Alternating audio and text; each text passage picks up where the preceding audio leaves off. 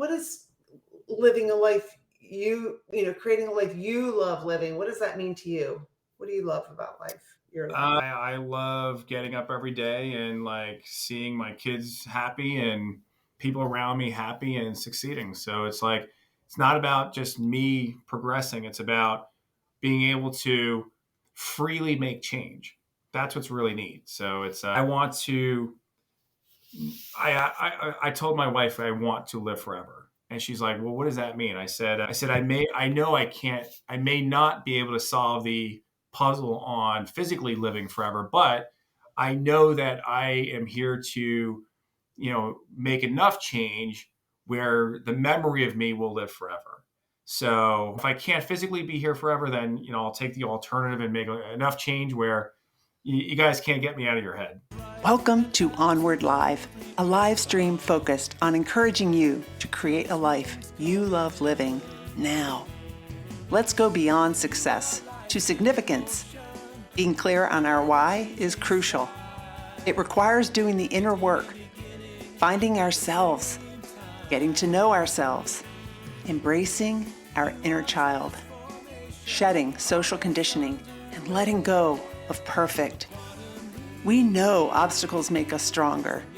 We can dream big and take action. Believe you can, and you're halfway there. I invite you to tune in every week and engage with me and my inspiring guests. Invite your friends. Let's make time for what matters most in our lives. Let's move onward together. Hi, everybody. Welcome to Onward Live. I'm happy to see you here. I've kind of been out of pocket a little bit. I haven't been on social media that much lately because I actually went on a really fun trip this past weekend. I went cross-country skiing for the first time, snowshoeing for the second time, and then hiking. And it was such a fun weekend. And then I came here I'm staying in Old Town Alexandria with a friend of mine while I'm attending and speaking at a Navy event. So I'm really enjoying it. And I've just been busy and haven't had time to get on social media and check posts. And I see all my notifications. It's like, I can't keep up. So I know you guys will forgive me. So, and we said hello from Facebook, and I can't tell who that is, but thank you for joining. I appreciate everybody who watches this live stream. So tonight's guest, I'm really interested to learn more about Paul Szyarto. And he grew up a childhood completely different from mine, a rough childhood on the streets of New Jersey. And just sounds like, without guidance in a home filled with dysfunction and an abusive father. And I just can't imagine. And then what he's done with his life. I want to talk to him about, and learn from him about how he went from that childhood to where he is now and what it means to him to create a life that he loves living. Because I think it's different for all of us. A life that I love living isn't the same as what Tim would want or what Maria Thorpe would want. Hi, Maria, I see you here. So let's bring Paul in and learn from him. So let me see here. I don't have Pearl here. Pearl is normally my dog. So I'm visiting somebody. So she's not here to help me out, but I can bring Paul in like that. And there he is. Welcome, Paul. Hey, Emily, how are you? I'm doing great. Your story is just amazing. And I'm really looking forward to learning more. I really enjoy having, hosting so many different guests and learning from them, in fact, the event that I'm attending this week for the Navy is on diversity, equity, and inclusion and belonging. And, one of the things that we discussed today is that the way we learn is through experiences. And I can't really experience what you experience, but I can learn from your story. At least I can get a better understanding. So talking to people that have stories and backgrounds different from us helps with understanding, right? Oh, yeah, I absolutely agree. So it's, you gain experience from hearing about experiences. So, Yeah. So tell us about yours. I'm sorry, about how you, we don't have an experience. We just met. but how you grew up and. And Well, as you stated in your intro, I grew up probably very differently than most of your audience members, yourself, and probably the majority of people out there. So I grew up in 27 plus different locations throughout New Jersey. We moved very frequently, sometimes 1 to 3 times per year. My father was a pretty abusive alcoholic, and my mom was, I consider my mom a single mom, because my father was never really there to support us through the crazy times. And yeah, I mean, it was just every year, every day, it was just another round of chaos, and it just escalated to a point where when we were 12, my father came to our house one night and knocked on the window and just started to open fire in the home. And my mom was there. I mean, she ensured that we were all safe, and we went through the chaos now of recognizing that my father tried to commit first degree murder, and not only through trying to come to the house himself and shoot my mother, but he hired a call it a hitman. I don't know what you would call it at the time, but he hired someone to try to murder her. He went through different other avenues to try to get rid of her. And by the time I was 12 going on to 13, he was arrested. He was locked up in Rahway State Prison. And I don't know if anyone knows about Rahway State Prison in New Jersey, but that is where they put the hardcore inmates. And I remember at 13 years old, I had to testify against my father for what he did. So from 13 to 17, my mother met a gentleman named Michael, and he essentially didn't adopt us, but he adopted us in a way where he took it upon himself to say, "Hey, these are now my children. I'm going to raise them the way they need to be raised." So I have two brothers, an older brother and a younger brother. So yeah, my stepfather came in. He more or less adopted us, and he's a practicing dentist, had his own practices.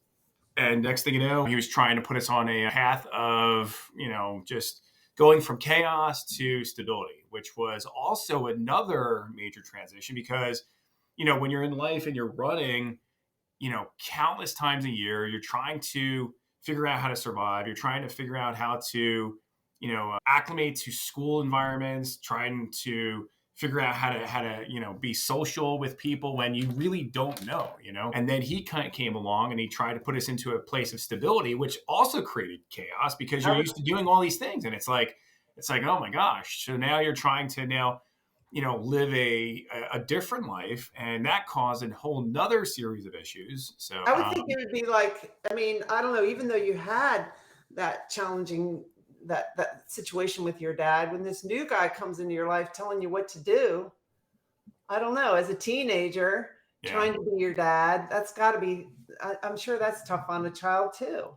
Yeah, it was really challenging. I mean, it's you get this new person who comes in out of pretty much out of nowhere, and you're used to having this this monster of an individual in your life, and now you have this gentle person who's coming in and trying to get control of three kids that just weren't normal. We were suffering from PTSD, from depression, and then we all went down our different paths, more or less. My brothers went down their path, and by the time I was 16, 17, I was actually quite depressed.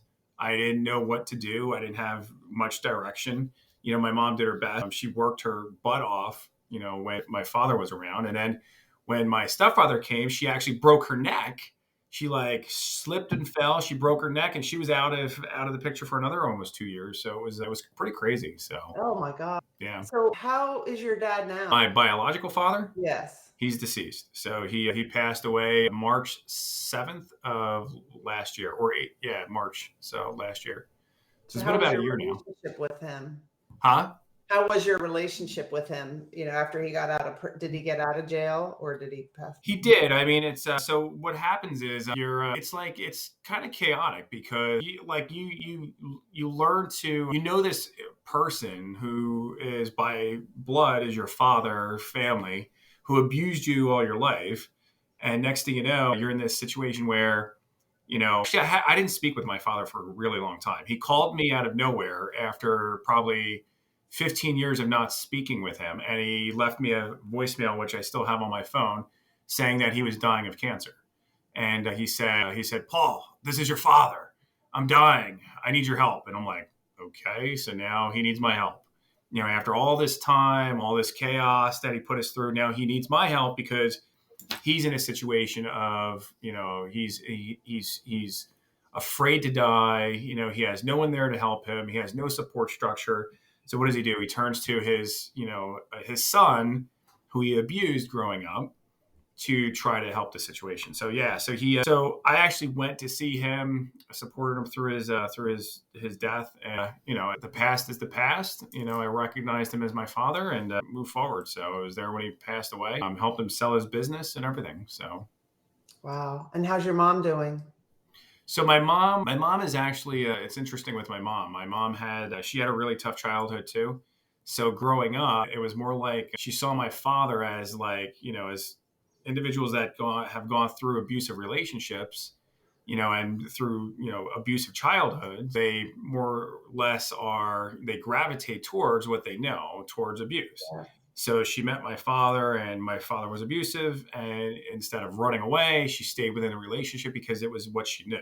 That only amplified the PTSD and the challenges that she had. So throughout my life with my mom, by the time I was 17, I actually went into the Navy. So go Navy. My mom and I were fairly close when I was away. And then when I had my first child, things started to get very rocky. And it wasn't the fact that, we had a bad relationship. It was the fact that she grew up never being, appreciated or told she was good enough in life. So when we had our first child, it was difficult because we're learning as we go. And, anything she did wrong, she was like, you point that out. You're like, oh my God, what are you doing? You can't do that to our first child. So she took that the wrong way, which created challenges with our relationship. And then I actually didn't speak with my mom for some time, and my younger brother also had some challenges that, created, just additional obstacles within a relationship. So, Wow. But I am happy to say over the past month, I did go to see my mom. We reconciled, and it's last weekend I had a, pretty good bonding, time with her. So it was good. That's awesome. So how did you move forward from that PTSD and the relationships with your father and with your mother? How did you reconcile all that? How did you move forward? Did you get counseling, coaching? I mean, what did you do it on your own? Yeah, something I didn't get formal counseling or coaching. What I did was I joined the United States Navy, and at 17 years old, and as a 17-year-old kid, having your mom sign off for you to join the Navy, I mean that's also very impactful, And I got into some trouble. My mom pretty much signed me off to go into the Navy, and pretty much 2 months after I turned 18, I was off to the Navy. So, and I will say that, it's the military. Are you ex-military? Yes, Navy. So you went a slightly different route. You went officer track versus enlisted track, which I will tell all the listeners it's very different. So yes, versus enlisted boot camp is I'd say it's two very different worlds. And when I went in at 18 years old, we had a RDC, recruit division commander, that they didn't care. They wanted to push you. They wanted to, at the time, mentally and physically abuse you. It was really tough. And what's interesting is because of my past, I didn't see it as abuse. I saw it as a normal scenario. So everyone else was really struggling, and the RDC saw me as like this rock, like, oh my God, this guy's like, he's amazing. Look at him. We can't break this guy. And I remember my main turning point in the Navy was I was standing guard watch, and anytime you stand guard watch, the RDC comes in, and right away they start asking you questions, and they want you to fail because then they're going to do what's called a beating, physical training until you give up.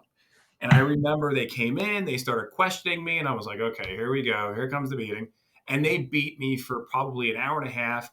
And I remember the RDC sitting there yelling at me, asking if I was stupid, if there was something mentally wrong with me. And I remember saying to him, I was like, there's nothing you can do that I haven't gone through before. So, and he looked at me, he's like, wow, you're pretty effed up, And then I remember like having a tear, and all he did was hug me. And he's like, Wow. prior to this, you were challenged, and, don't worry, we're going to fix you. We're going to make it better. And I remember that was my main turning point when, that leader, essentially embraced me from an emotional standpoint versus just the physical beating and said, hey, don't worry, we're going to take over now. We're going to rebuild you. And then I put everything into the military, and then from there, that's where I really did my main transition. So, Wow, that was an amazing leader to do that. Because I mean, I don't know. I didn't go OCS. I went to the Naval Academy, but I can't imagine anybody when they're yelling at us like that. No one gave me a hug or anything, but that was really good. That's good leadership to yeah. Tell you it's going to be okay. I mean, it's not about beating somebody down. It should be about working together. We're in the Navy, we're working together, right? I mean, I Yeah, well, understand. that. I mean, the Navy's about building elite teams. And Yeah. for those out there, I mean, wondering what the military is really about, it's not about, physical training. It's not about going out there and winning a war. It's about learning how to collaborate and succeed as a team. That's what the military is really about. It's about, building a model, building a template of excellence that allows, the differences of many to join and build one path that is the same. When you hear this, the saying, an army of one, it's because we're all so different, and it takes those, really strong leaders from the military, and even it doesn't matter the rank, everyone's a leader, and we just have to step up and understand that we've all been through something, and being a team allows us to get through the next challenge and almost anything. So Mm-hmm. What did you do in the Navy? I went into the military as so this is a funny story too, because I remember I was going to join the Marine Corps because my dad was a Marine, and I was just about to sign. And I remember the phone call came in. It was my uncle, who was a senior chief of the Navy. And he goes, don't sign that paper. Go talk to the Navy. And I was like, Sergeant Ski, I have to go speak with the Navy. So, and I was going to be a infantryman and a barber. Yeah, barber, right? In the Marine Corps. And because that's all I knew. And then I went into the Navy I get to the recruiter, and he goes, you scored like 96th percentile on the ASVAB. And I'm like, all right, what does that mean? And he goes, you're going to be a nuclear engineer. And I go, all right, I'll be a nuclear engineer. So I actually went into the military as a nuke ET, working on nuclear reactors. And then I transitioned into, advanced electronics, which is pretty neat. So, and finished my tour of duty in Naples, Italy, doing electronics and, terror tracking and stuff like that. So it was pretty neat. That's awesome. So you did 4 years? I did 8 years. 8 years. Okay. Yep. Yeah. Awesome. So Kenny Ronald Henderson says something in common, Navy and forgiving people. Yes, because I mean, my kid's dad, my former husband, he was an alcoholic. He wasn't nearly, like yours, but he just recently passed away from cancer, and we went through forgiveness, and Yep. and I think that's important about moving on. It doesn't mean that you condone everything that happened, but you've said it seems like you have some compassion for your dad and how he grew up and what he went through, and your mom, right? Yeah. They didn't have it easy either. So, and that's the thing is, I think it takes a really big person to recognize that there's the model of cause and effect. My abuse was caused by his abuse, and abuse typically follows a track. I made a decision that, I'm going to end the line of abuse. So was it just as easy as making a decision to as end far the as line of use? I mean, yeah. I mean, I didn't want that for my life. I didn't want that for my kids, and I didn't like it as a kid myself to live in fear. So why would I want anyone to live in fear? So, yep, that's awesome. How many kids do you have? I have 3 children, 3, Oh, 16, wow. 16, 13, 11. So girl, boy. Okay. Awesome. They keep you busy. So after the military, like you've gone to Oxford and Wharton. I did. Yeah. How did you do all that? I'd love to hear that. Well, here's the thing. I'm actually in law school right now, so hence all Okay. these books in front of me. So so how did I get to? I actually went to. So in the military, I did an MBA in the military at Cameron University, and I remember having one of my first companies, and I would hire these like top tier 1% MBAs, and I remember one of them mocking me, saying that I didn't get a real MBA. And I was like, what are you talking about? I'm the one who's calling the shots. It's my company. But I'm the type of person that I believe in the saying, achieve the unachievable. And you have one life to live, so I'm going to live it. And I remember turning to my COO and I said, hey, what's the best school in where should I, if I'm going to do another MBA, where would you go? And he started naming off Wharton Business School, this, that, and that. And I'm like, okay, I applied to them all. And then I got into them all. And then he goes, the best school out there is Oxford. And I go, I'm going to Oxford. And he's like, Oxford's in England, you idiot. I was like, okay, how am I going to do this? So I actually applied to Oxford and I was accepted.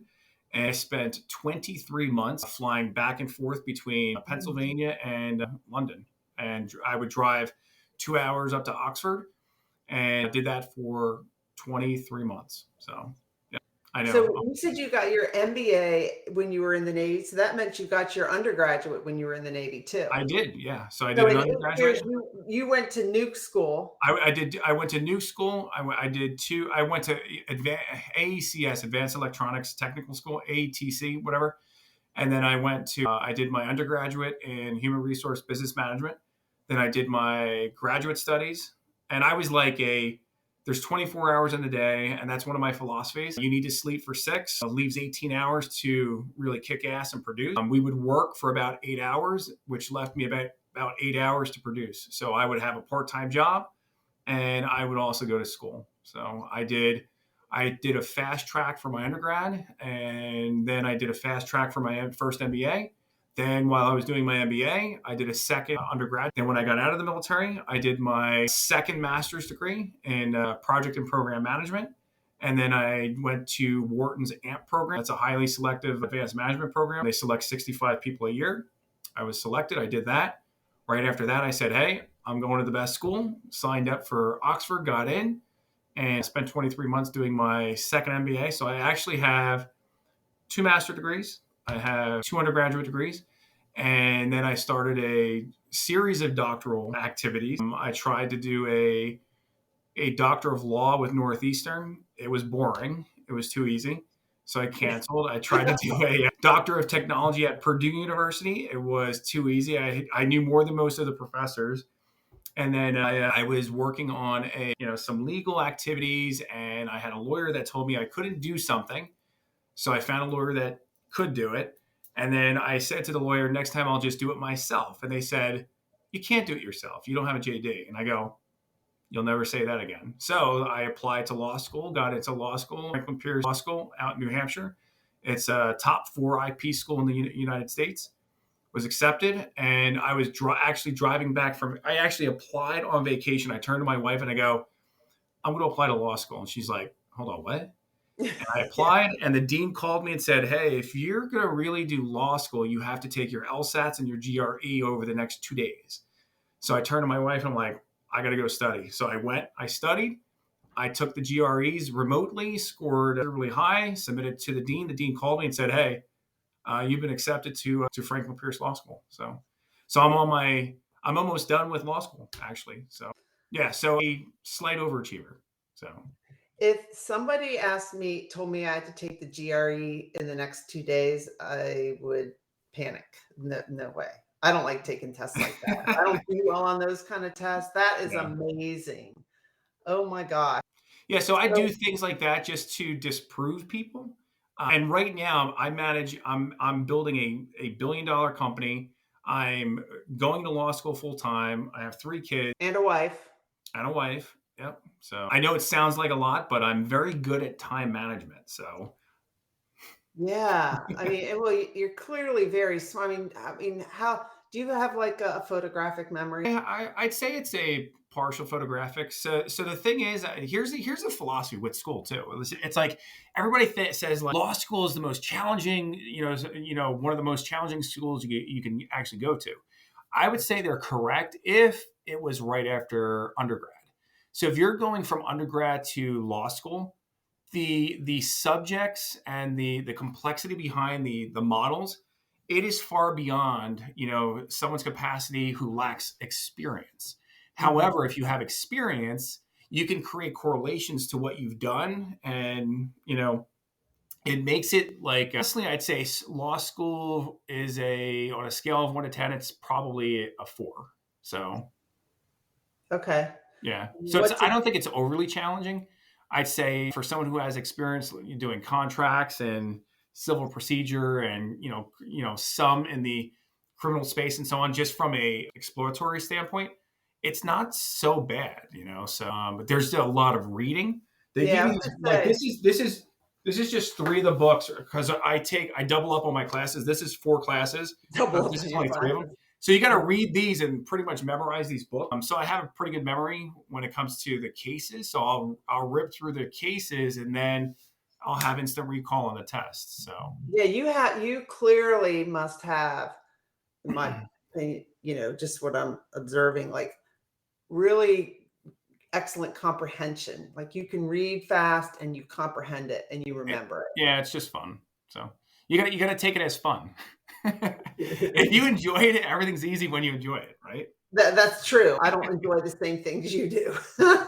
Yeah, but that's the thing is like, you just have to you have to find, see, this is a key thing for your audience because, a never broken mindset is about, never allowing yourself to be mentally or financially broken.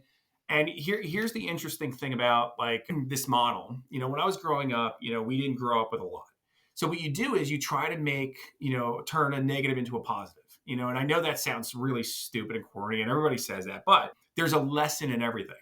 And if you think about it that way, if you think about the challenge, for example, the challenges with law school, what has law school done for me? Law school has actually helped me to almost perfect my time management skills.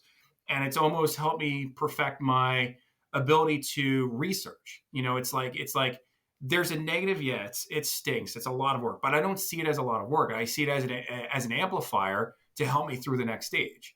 That's what you have to see. Like every obstacle is an amplifier to help you through the next obstacle. Yeah, you find the gift or the opportunity and stuff. It's only a gift. It's only an opportunity. Yeah. Like, it's like everything we do is great. I just had COVID too, right? So I had COVID, and I always tell people, I'm like, I went on the C19 diet. I was able to lose 25 pounds. So, You found the gift or the opportunity. Yeah, so, I mean, it opened my eyes to a lot of things. So, and I guess even you found the gift or the opportunity, an opportunity in how you were raised that helped you get through that challenging time in the Navy. Yeah, I mean, the Navy's tough too. You know that. So Navy was not easy. Yeah, well, I'm sure, especially for you as enlisted in nuke school. Yeah, nuke school.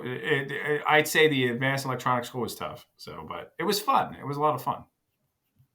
Yeah. Well, so what are your expectations then for your children? I just want them to be happy.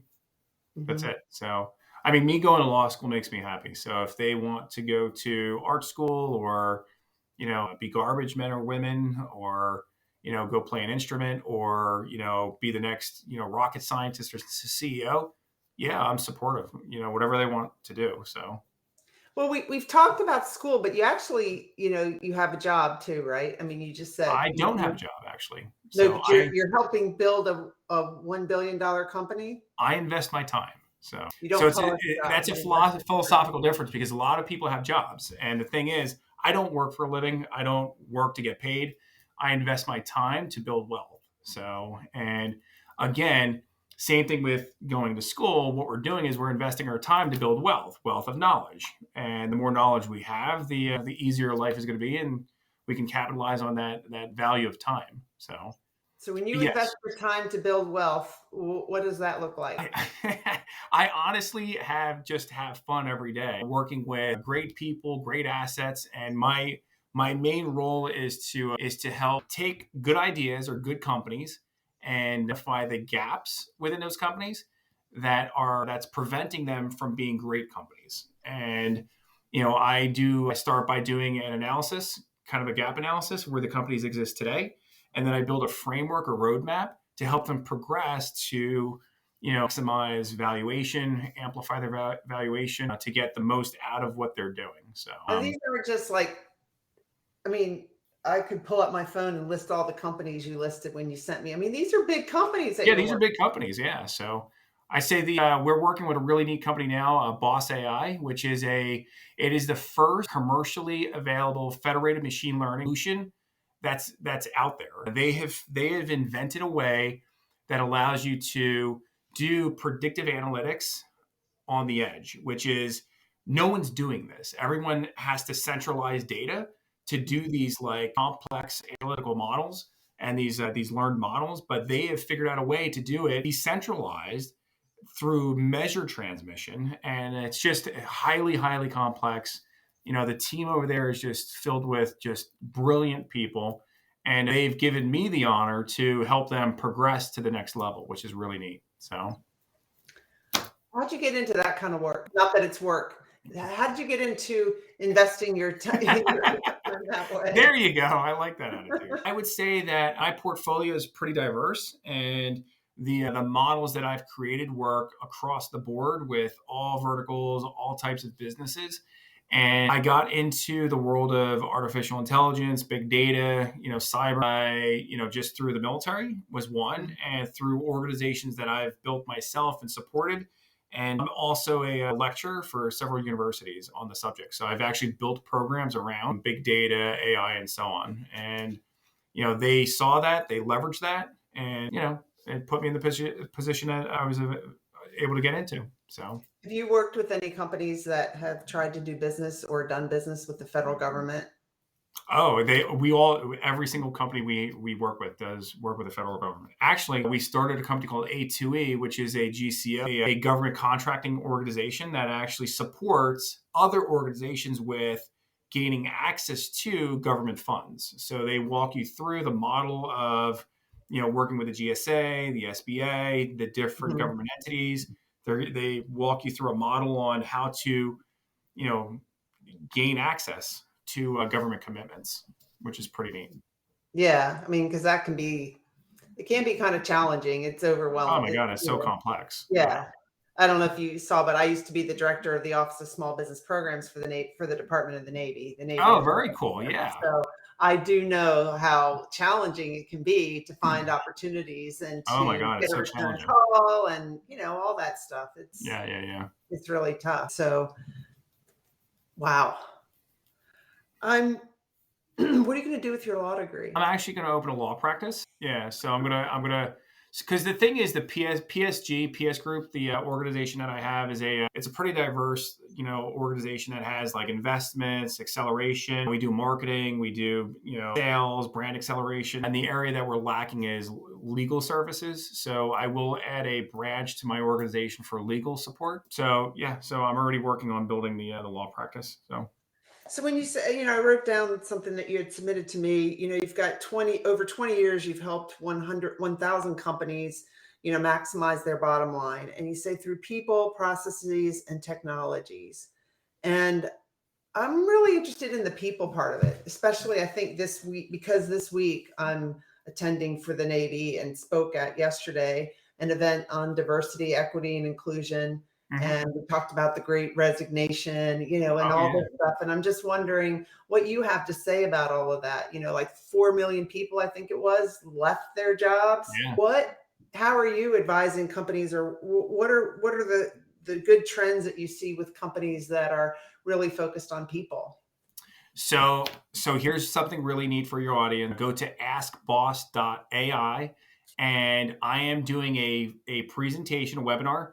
I think it is March 10th, a Thursday, on the Great Resignation. We've actually built an algorithm that helps organizations identify talent and how to accelerate and to support talent within organizations. So to minimize the Great Resignation. So it's actually pretty neat what we've done. So yeah, I think what's happening right now is it's really interesting because the traditional mindset has, there's now a paradigm shift within society. I think COVID has actually changed how we think, and those with a traditional mindset and traditional way of functioning and creating labor forces, that has been completely, transitioned. Those that are not allowing a transition to remote, distant, collaborative models that are focused on the individual versus the organization, they are going to be extinct. They are going to be completely disrupted over the next 3 to 5 years. And this is the beginning, the great resignation. I think what you're going to see is you're going to see more of this. You're going to see the great resignation. Then you're going to see the great automation. Then you're going to see the next stage and the next stage. So it's going to be I think people are just not happy that organizations aren't shifting. They're not transitioning. And you have companies like, Amazon, Facebook, all the big tech that are saying, hey, if you want to work from home, we understand you. If you want to be focused on family, we understand you. We know you can be productive on your own time versus our schedule. We'd love to have you work with us. So I think they're, able to transition out of a traditionalist mindset into these new, more tech-driven modern mindsets that are really, it's like society is now, this is the demand. There's society demanded. And if you're not going to fulfill that demand, then someone's going to do it, Right. So, and they're able to offer you even more money because they have low overhead. So because everybody's working remotely. So you said the great automation, and then you said, and whatever's next. So what's next? Well, I think what's happening is this is really the domain that I'm getting into, artificial intelligence, machine learning, neural networks. Because what's happening is, I think you're going to see a transition of the labor force where now you're seeing a transition based on society-based demands. We want to work from home. You need to, abide by our demands, or we're going to quit and we're going to find somewhere else to work. So the thing is, those jobs have to have backfilling or automation. And if there's no human capital, what are you going to do? You're going to figure out ways to automate process. And I think you're going to see the next big phase is going to be automation, where an individual that was doing processes 1 through 10 will now be automated through technology 1 through 7, and then we can do more with less human capital. Then I think you're going to see the next phase of, call it artificial intelligence and machine learning, where it's not just automation with repetitive process. Now you're going to have, models that actually learn, and we can actually do your job better than you can do your job, and we can actually learn how to do the job better than we programmed the application to do it before. So I think that's going to be the next big thing, is that you're going to get down the path of these machine models that are learning as they apply. And the more connections we have, the faster they're going to learn, and the more they're going to displace human capital. So I think you're going to see over the next 10 years a major shift in human capital to automated, automation and machine learning. And if people don't if they're not proactive, they're going to miss out. So, new jobs pop up, but you're going to see a lot of displacement of human capital over the next 20 years. So we got some questions in the chat that I'm going to ask, but I'm thinking about what you're saying, and then I'm looking at the title, Never Broken Mindset.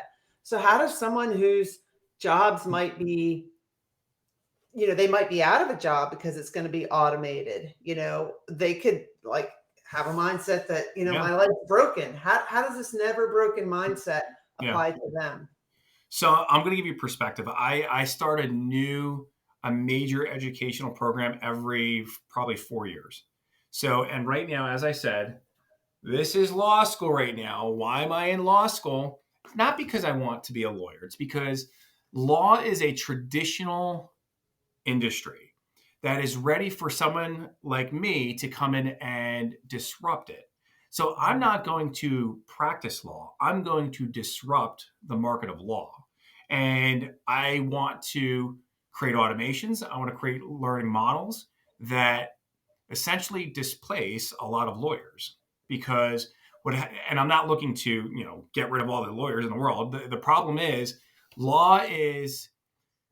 The price of law is very high. So it's actually unattainable by many. So how do you fix that? You create automations and you decrease the barriers of entry for the common person in society. So that's what I'd like to do, is create a lot of automation, a lot of like information, kind of like LegalZoom. LegalZoom is like the first step. But now, how do you take it to the next level? I'd like to take it to the next level. So what you need to do under a never broken mindset is, don't be reactive. Too many people are reactive. Everything is based on trying to understand where the moving parts are, and you should be planning every day. You can't be content. Too many people become content in life. They go, I have a job. I've been here for 20 years and my employer is going to take care of me with my pension. That's the probability that happens is actually pretty low these days. So you can't rely on others to take care of you. You only have one individual in life that you can rely on to take care of you, and that's yourself. So what I highly recommend is, how do you minimize disruption and displacement? You get knowledge that is irreplaceable. You gain assets that allow you to develop wisdom, and you can now more or less dictate and define where you're going to be. So you have to watch the puzzle pieces moving, and you always have to adapt and adjust and be ahead of where the next move is going to be. I mean, that's your goal. So don't be content. Don't sit around and watch 5 hours of TV every night. Don't, put these down when you get home. Pick up a book. Join a program. Go get a certificate. Knowledge is power, and anything you can do in the world of technology. And here's another thing too, for this great disruption and displacement, you're going to actually have people that will have to train the machines. So think of that. You should be learning, instead of learning Italian or Spanish, learn how to code, learn some, general machine language. So it's like, that's all I could say is don't be content. Yeah, that's awesome advice. So let's see. I'm looking here. Oh, Maria says, I love the conversation. So here's a question for you from Maria. Looks like you have led an interesting life. What has been the most rewarding aspect? My children. So getting married to my wife, who's my best friend, and having 3 kids that are just, they keep me young. So I play with my kids every day. And here's a key thing too. People say, oh my God, you must work 25 hours a day. Actually, I don't. I've learned models to amplify my production, my output with less time.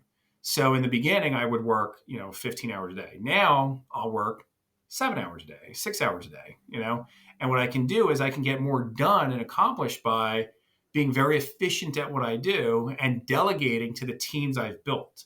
And that gives me time to spend with my kids, so. It's awesome. Yeah. Maria has another question for you. Are you a mentor, and who has mentored you? I am a mentor, and you can actually have an organization starting called Mentobo, mentobo.com.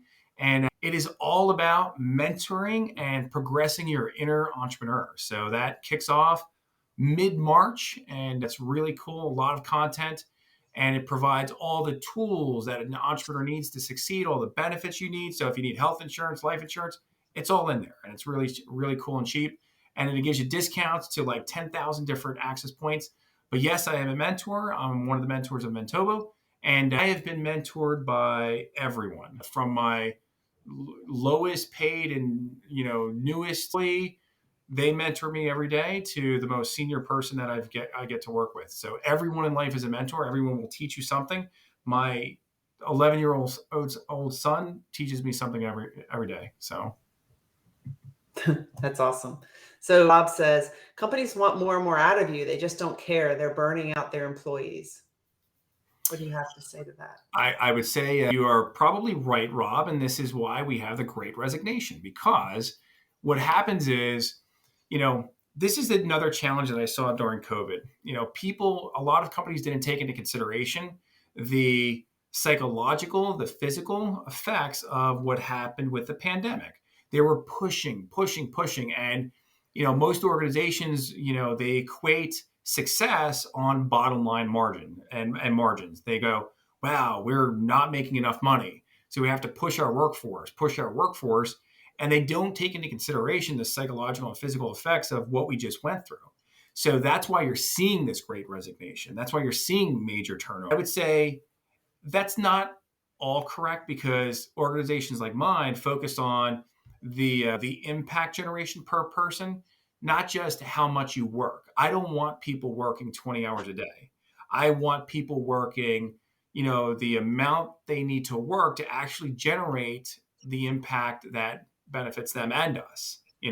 So if we can teach people how to, operate and be efficiently productive, then you're now creating an engine that works. The problem is most organizations don't invest the time in their employees to create efficient productivity.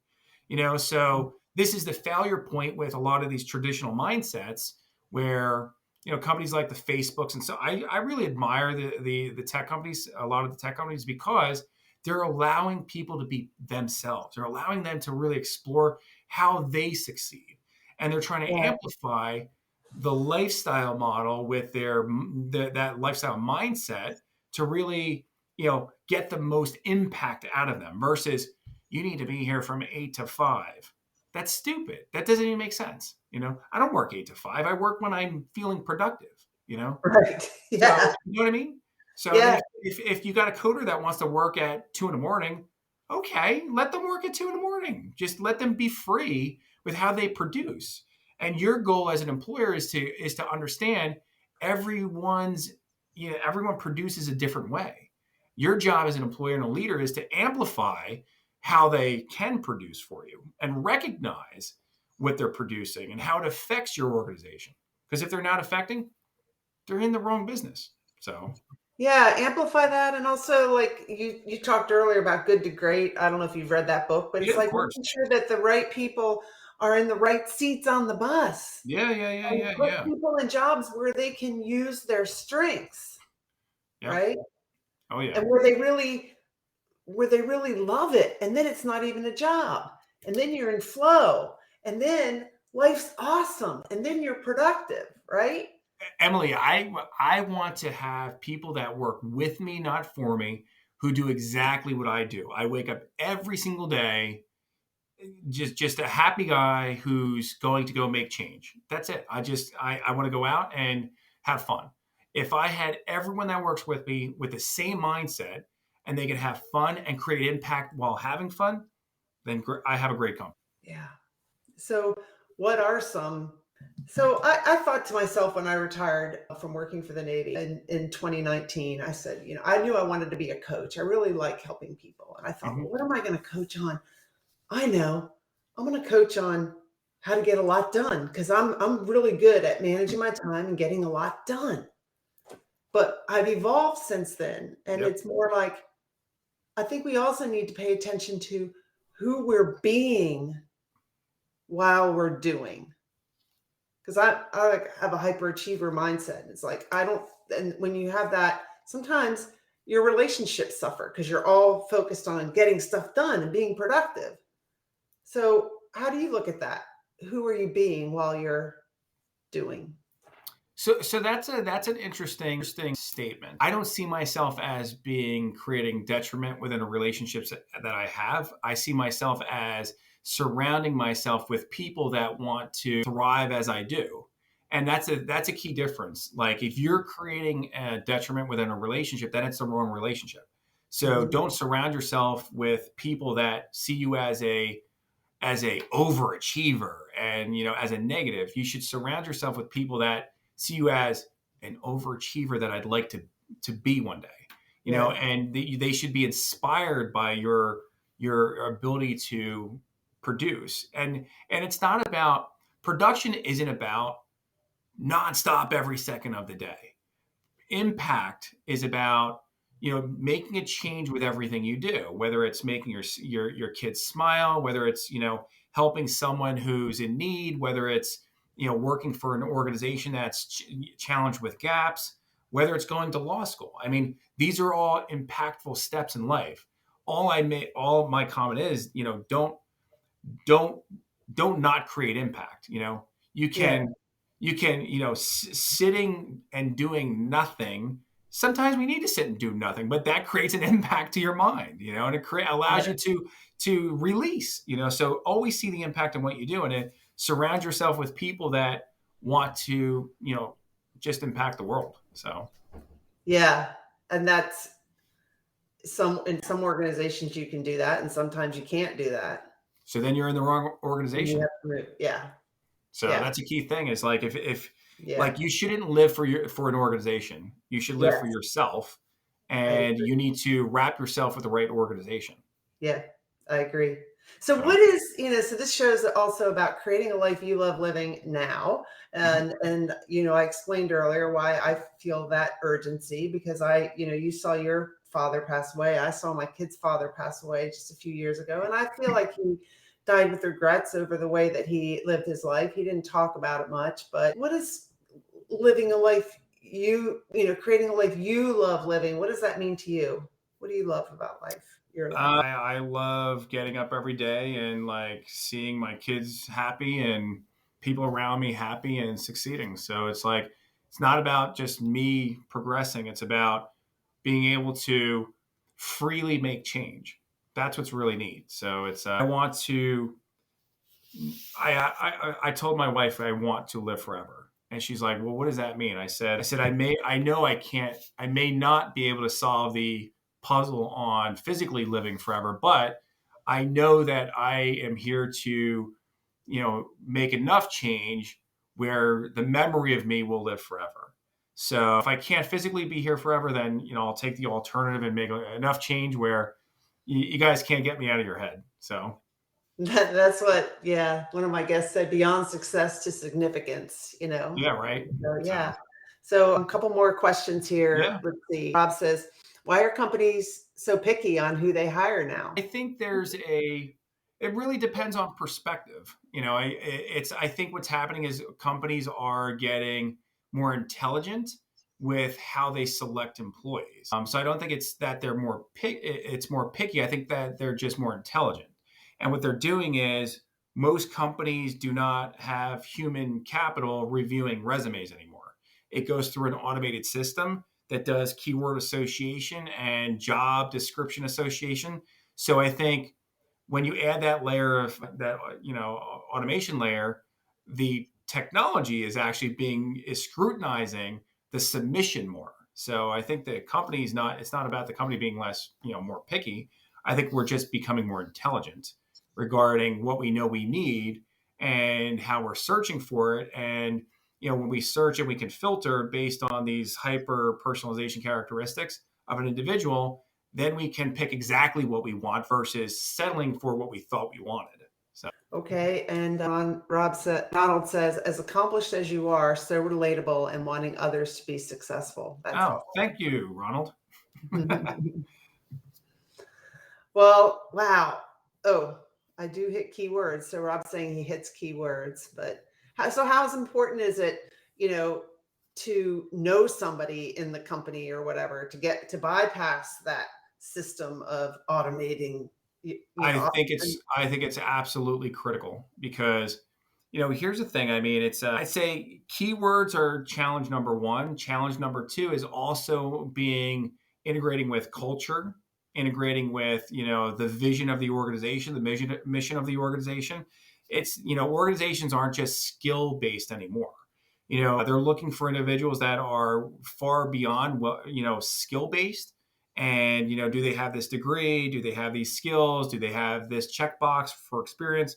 They're looking for individuals that actually meet cultural and, their interpopulation requirements now. So, Facebook hires a certain type of person. So they really do. so you have to, networking is important. oh yeah. I mean, and that's the thing is like, you have to get above and beyond your resume. So having a network that they can see that you have beyond the written skills, that you're relatable, that you fit into their culture and so on, I think that just gives you another check mark to progress to the next level. Mm-hmm. So Well, I can't believe it's already 8:30. I know, right? I learned so much from talking with you. You said you've been on other shows. What is the question that I should have asked that I didn't? I think you asked plenty of questions that were very good. So, Okay. so it's, if you ever have another question, you can always invite me back and I would be happy to answer those questions. Okay. I really appreciate you being on the show, Paul. Yeah. Absolutely, I really Emily, do. anytime. Okay. I'm going to put you in the green room and run my outro video, and then I'll be back just for a second. Great. Thanks. Thanks, everyone. All right. Thank you, everybody who joined us. I really appreciate all of the comments, the questions, and the engagement. And this will be published as a podcast soon, and will reach more people. So thank you, everybody. All right. I'm going to put Paul in the green room, and then that means I have to put this overlay on.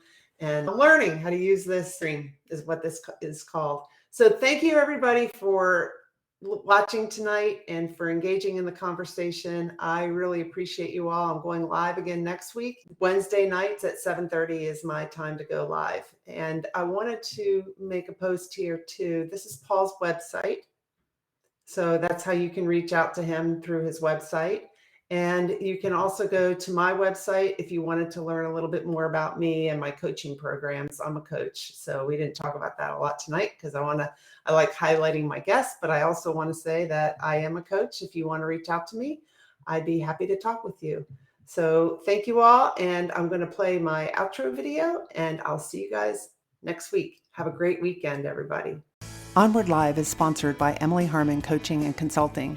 Visit my website, emilyharmon.com, to learn more about me and my coaching programs. I'd love to help you create a life you love living.